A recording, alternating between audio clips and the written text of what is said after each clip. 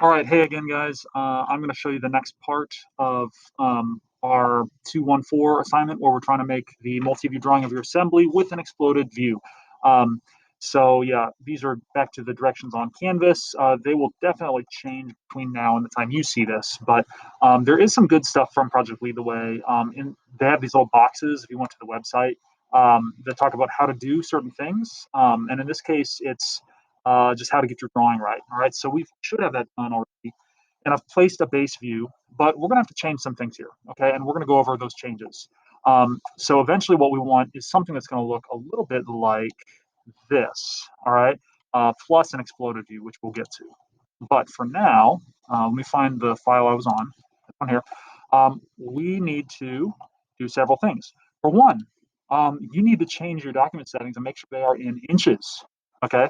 Because otherwise it's going to look weird. If you did your whole thing in centimeters, I suppose it'd be okay to use centimeters or millimeters, but in my case, inches is going to make the most sense, okay? Next part, we're going to change the sheet size, all right? So by going to sheet settings, you can double finger click on this or right click and change sheet size. You want it to be B, all right? The B size, 17 by 11 inches, all right?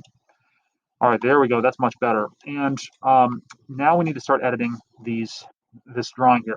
So I'm going to right click on this, say edit view. You might have to click it again. Okay.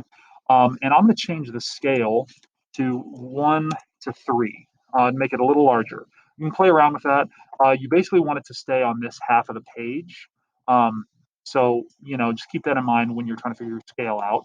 And I mean like all of your views for the multi-view has to be on like this half of the page because the exploded view needs all this space over here. We want the style to be visible and hidden edges, okay? Because that's the correct way to do this, all right? So thread edges, that could be cool if you have threads. And I do on mine, so I'm gonna have that on there. And then I'm just gonna click close. And there we go. All right, so now I need to get the other views. To do that, I go to projected view up here. All right, click that. Pick the parent view is what they call it. And especially with like assemblies, you will need probably several views, right? Not just like the front and the top, but you will almost certainly need at least top, front, and right. And you might need a few others, right? Because with an assembly, it starts to get a lot more complicated than a single part, right? And then I'll put my isometric, I'll park it up here. I'm gonna try to make kind of a square out of this, that's orientation. And then I'll click check, and there we go. Now the thing is, with the isometric, as I've said before, it is common, so I right-clicked on this to edit it. It's common to make it half scale. In this case, I'm not like running out of space, so I may not need to do that. See, it said select view. I had to click again to select this view. So half scale will be 1 to 6, but I'm going to leave the scale. That's fine. What I will change, though, is make it shaded. All right, and that would be the correct way to do isometric on a multi-view like this. Okay, so there we go.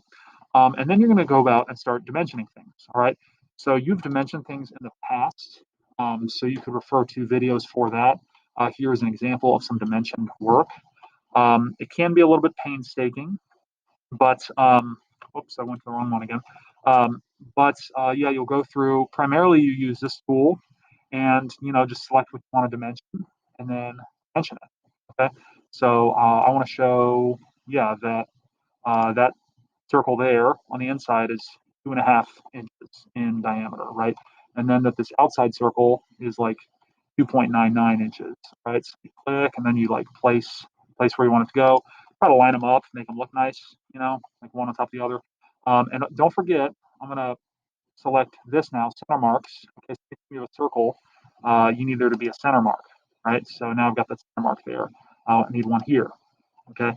And center lines. Center lines show if there is a cylindrical feature or hole or thing, and it shows that helps us know that it is cylindrical because it puts a center line all the way through it. All right.